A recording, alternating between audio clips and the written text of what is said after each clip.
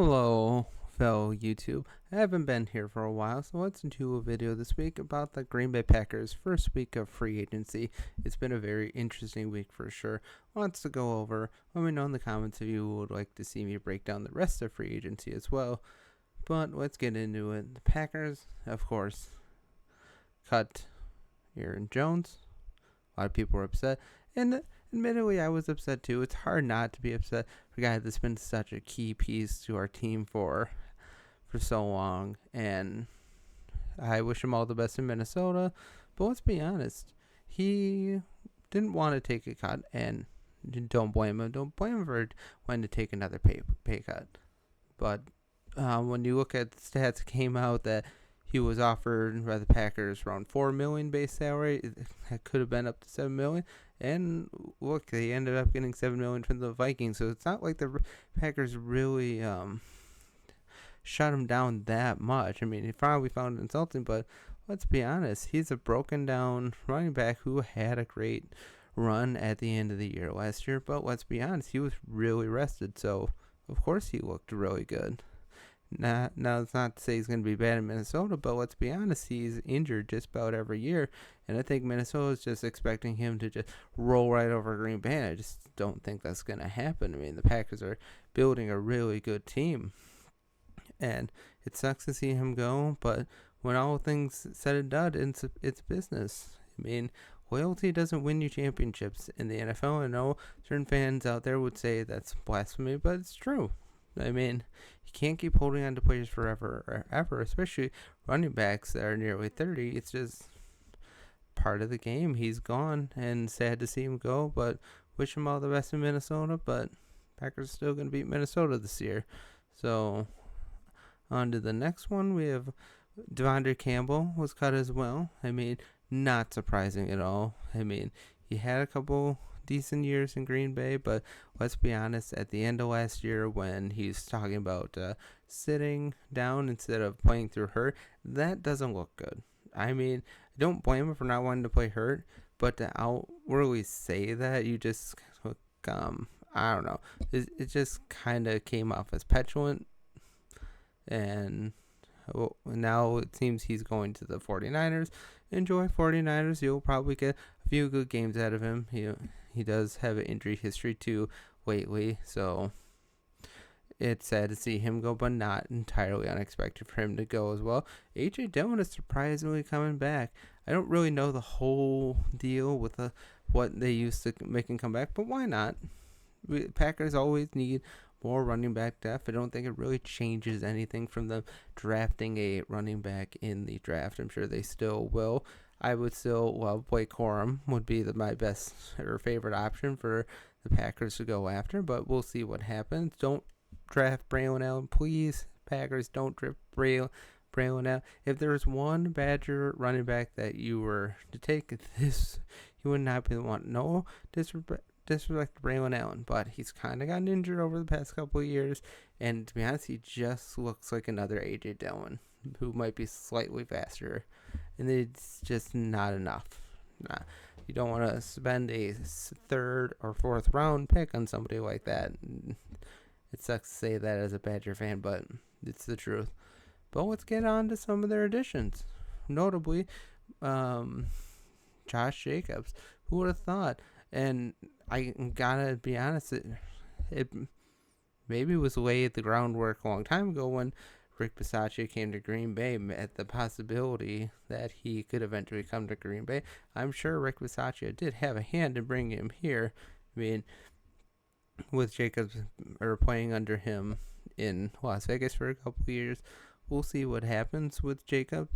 I mean, he's coming off a really bad year, and $12.5 million is a lot, but it's just basically one season.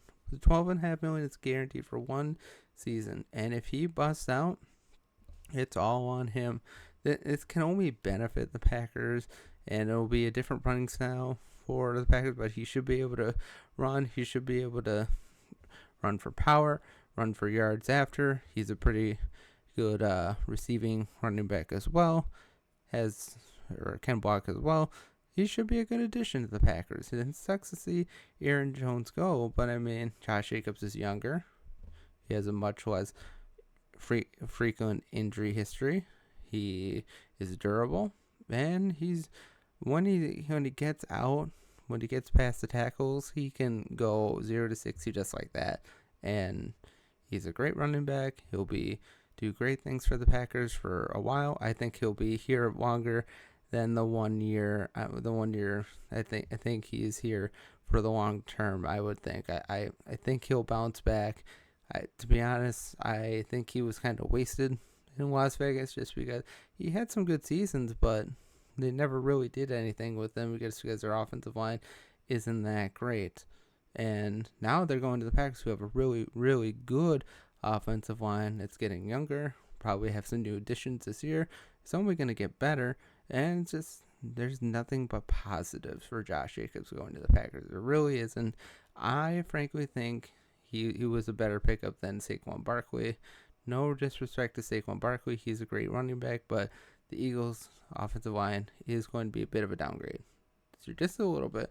Not too much. You still have some studs there, but I think when it's all said and done, Josh Jacobs will be the best running back of this free agency class. And that's not just being a homer. Just think he has the most to gain.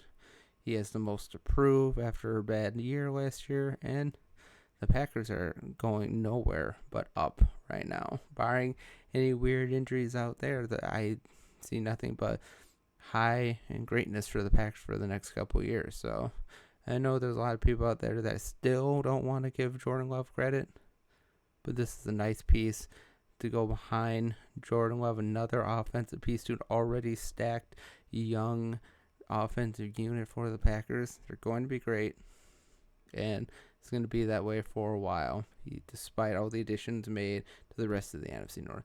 And let's go to the defensive side with Xavier McKinney, who's been great as one of the best free safeties since he came into the draft. And the Giants didn't have a scrub defense.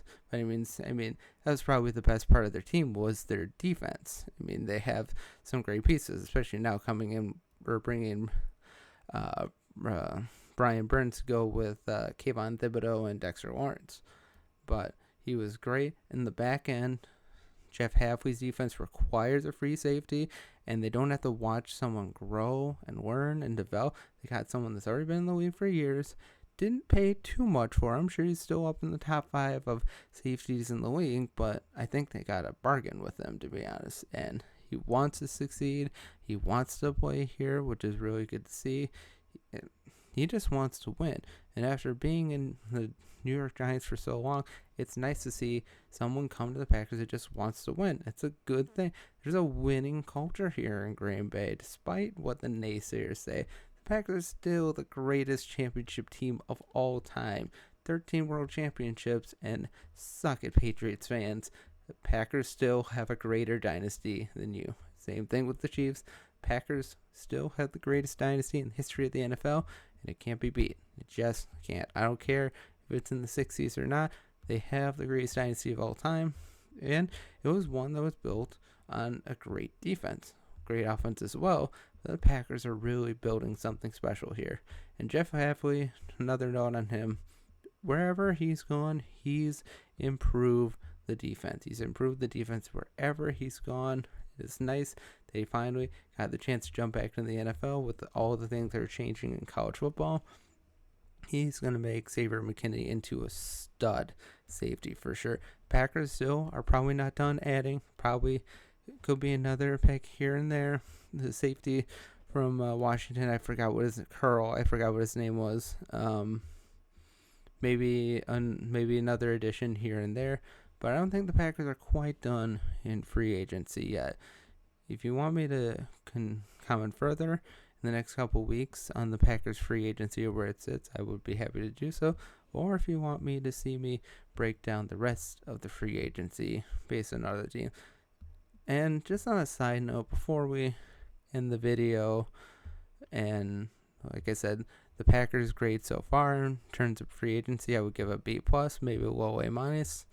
But the Packers have done greatness, but it's sad to see Aaron Donald hang it up. But when you know, and he hung it up at a great time. He's playing at his best.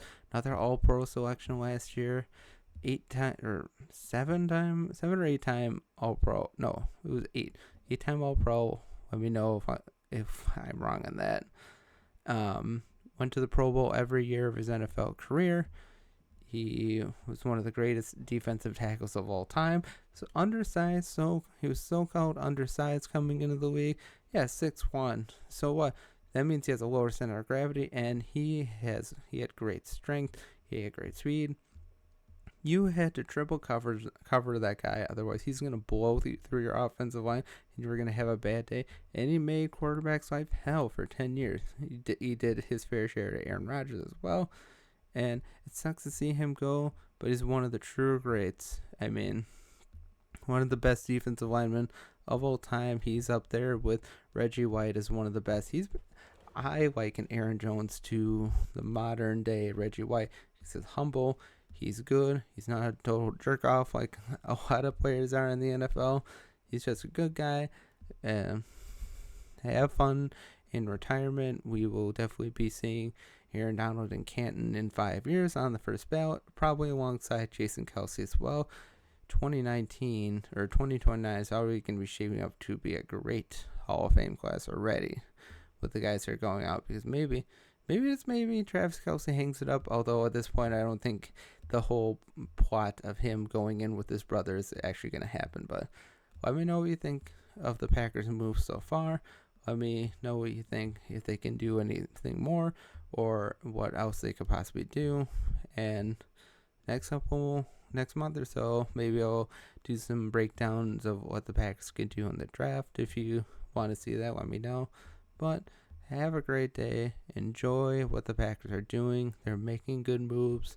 That's nice to see for the first time in a long time. Since 2018 was the last time they really did anything in free agency. And it's nice to see them do it. This team wants to win. This team is young. This team is hungry. And they're only going to get better. The rest of the NFL should watch out for the Green Bay Packers for years to come. But let me know what you think down in the comments below. Otherwise, have a great day. God bless. And go Pack Go.